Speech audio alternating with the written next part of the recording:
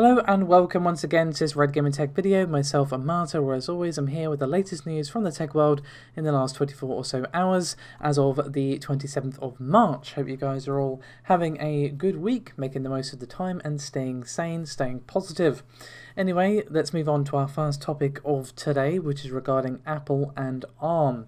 So we have a very interesting report from the folks over at Mac Rumors, and of course you can find their article linked in the description below this video. And essentially what it says is that according to the Apple analyst Ming-Chi Kuo, we're going to be seeing Apple start launching several Mac computers with ARM processors instead of x86 Intel CPUs. And this is not the first time this particular analyst has said this. Previously he stated that they would be making this move in late 2020, but now he's stating that due to recent events we will see this push back to 2021, and he's saying that as well as laptops and desktops using ARM CPUs in 2021, we're also going to be seeing USB 4.0 integrated in Macs in 2022.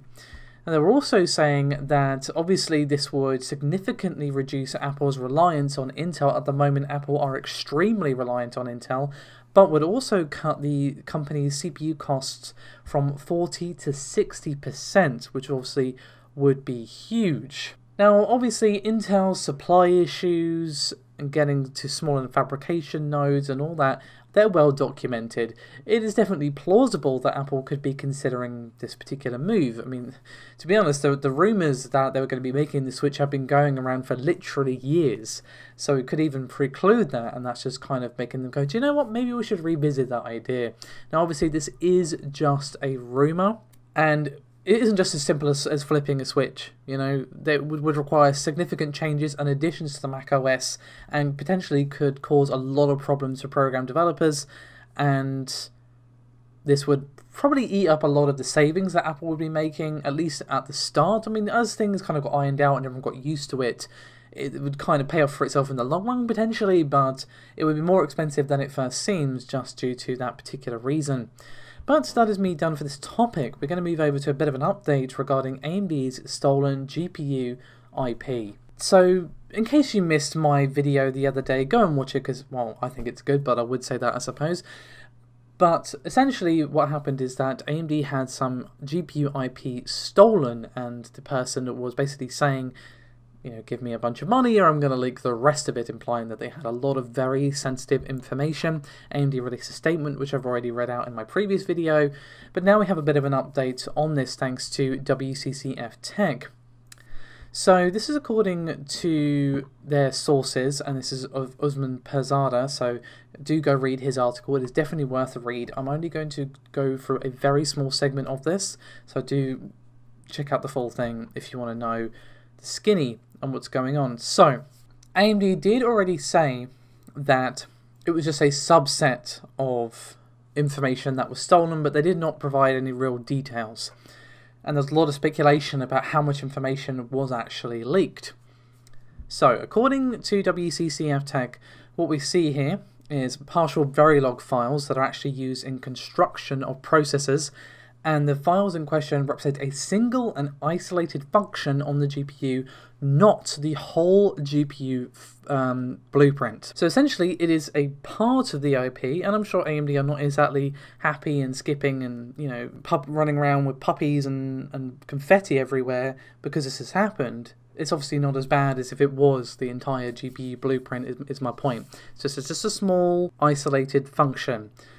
Now, according to the leakers' screenshots, the files they have not yet leaked are more of the same and are not a complete source code. So, once again, this source code is a very small fraction of the source code that you would actually need to take that information and then build an exact copy of what AMD are working on at their headquarters. And, finally, the Verilog files are built on a proprietary schematic that is only compatible with their internal design language, that being AMD. So if this hacker was to turn around and sell it to a third party, some other company or Bob down the street or whatever, it would not be useful at all to them. And again, that is just a small segment of what they had to say, just a small update, given that I've already discussed this at length the other day. I don't want to spend too long on this. Go give their article a read, as I've already said. But we're going to move over now to some bits regarding Intel's Tigerlake. And once again, we have Rogame on Twitter to thank for this information. And once again, it is a benchmark for a Microsoft test platform for its next generation Surface Laptop 3. So this is a 2.7 gigahertz Tigerlake U, and the benchmark that we actually have is 3D Mark 11. So what results do we actually see? Well, we see a physics score of 8412 and a graphics score of 5540, which, as Rogame helpfully points out, is just under that of the R7, that being the Ryzen 7 4800U. Now, they've also noted some other things like it is a Windows 10, 20H1, same SSD as Surface Laptop 3, and the iGPU driver as well. Now, for those of you going, yikes, that's a bit of a oof moment, well, do keep in mind that if you look at Renoir even, the first benchmarks we saw for that also were not particularly impressive, but by the time they actually came out, they were a lot better. So we can probably expect similar to happen here. And Rogame himself says, quote, "This is the first test. First Renoir tests were not that good, to be honest. There is a lot of room for improvements, cooling and BIOS tweaking, newer drivers. I believe Tigerlake U iGPU is 10 to 20% better than the 4800U, and CPU should beat the 4700U. So just keep that in mind, guys, as with anything. Even if the silicon itself is final, there's still a bunch of other stuff that can improve results, so just keep that in mind. But that's not the only Intel thing I have for you today. We have something very interesting regarding a 10980HK. And this is a leaked slide that has been posted thanks to Momomo over on Twitter and was then helpfully posted by the guys over at videocards.com. So what does this leaked slide actually show us? Well, the main thing that it shows us is that they're stating that the 10980HK can boost up to 5.3 gigahertz. Now, obviously there is that little asterisk, then a tiny number 3 next to this. What does this actually mean? Well, this is thermal velocity boost, which is basically Intel's way, and they have numerous ways, of boosting the clock speed under specific conditions. So if the temperature and power budget allows, it will reach 5.3 gigahertz. Now, I'm not trying to take anything away. 5.3 gigahertz is still damn impressive, but I'm just going to say this is not out of the box, normal overclock or anything like that. It can happen. I'm just saying that, you know, it might take a little bit of tweaking, a little bit of work, a little bit of elbow grease to get it to happen. So I'm really looking forward to seeing this chip be put through its paces, in all honesty. And we're apparently going to be seeing an announcement happen for this particular chip on April the 2nd. Good move for Intel not to announce it on April 1st because, well, basically just don't trust anything you read ever on April 1st on the internet. I genuinely have a pretty fierce dislike of April 1st now. Just due to, you know, just don't is my advice.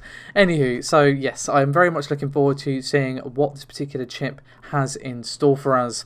But that's not our last topic for today. No, we have one more to go through, and that's regarding the Xbox and PlayStation next generation. So both Microsoft and Sony have issued statement on the possible impacts that the current, well, issues that are going around the world may have on their first-party Xbox and PlayStation games in development.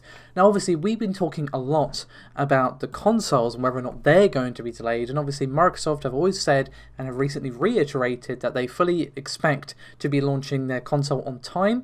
But there is definitely a major sort of like raising your hand in class moment, like, but sir, if there's no games, does it matter? And that is a very valid point, to be fair. Now, neither of them has announced game delays as of yet. Now, obviously, there's games coming out soon. For example, Resident Evil 3 is coming out soon. That's not a next-gen game. I'm choosing it as an example, obviously. But Capcom have basically said that the game is coming out on time, but it's just physical copies that are going to be delayed. But obviously, the real question is games that are still in development. But enough from me. Let's hear what they had to say, as both Microsoft and Sony have issued statements. And the first of which is the Xbox Game Studio chief Matt Booty, and he was speaking to GameSpot in an interview, and of course you can find their article linked below. and they said, quote, "We know that gaming connects people during times of social distancing, and we are committed to delivering the highest quality Xbox Game Studios games for our global community for players. At the same time, the health and safety of our Xbox Game Studios development teams is our top priority. Each studio is facing unique challenges and constraints depending on its particular location, and many of our external development partners around the world are similarly affected. We are supporting our studio leaders to make the right decisions for their teams and individual games during this challenging time." Now, what about Sony, I hear you ask? Well, they have actually issued a statement on their website, and you can of course find that linked below as well. But they've said, quote, "Although no issues have emerged so far, Sony is carefully monitoring the risk of delays in production schedules for game software titles at both its first-party studios and partner studios, primarily in Europe and the US. Now, they went on further to say that they estimate there will be, quote, "no material impact on its business for the current financial year." So that says to me that they don't expect the PlayStation 5 to be delayed, and also says that they don't expect any significant delays on games. Now, obviously, it also depends on the studios, and they can obviously check in with their first-party guys and obviously their third-party guys that they're working closely with. But obviously, there's hundreds of developers working on games for these consoles and obviously for PC as well. And they can't speak for all of them naturally, but I'm sure they're just hoping that they can get enough games out for launch, like their flagship titles, Last of Us 2, stuff like that, for instance.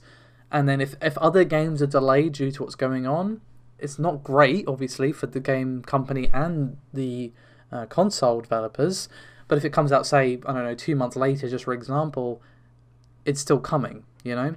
So at the moment, they're both just... Microsoft just didn't really say anything. They're just kind of saying, you know, we're keeping an eye on things. We're advising to do them what's best for safety, which obviously is what they should be doing. And Sony is basically saying that, you know, we're keeping an eye as well. We don't fully expect any material impact. But again, they're not promising. They're just saying they don't expect. So we're going to have to wait and see, unfortunately. Everything is just so up in the air right now. It's so crazy to me. It's just...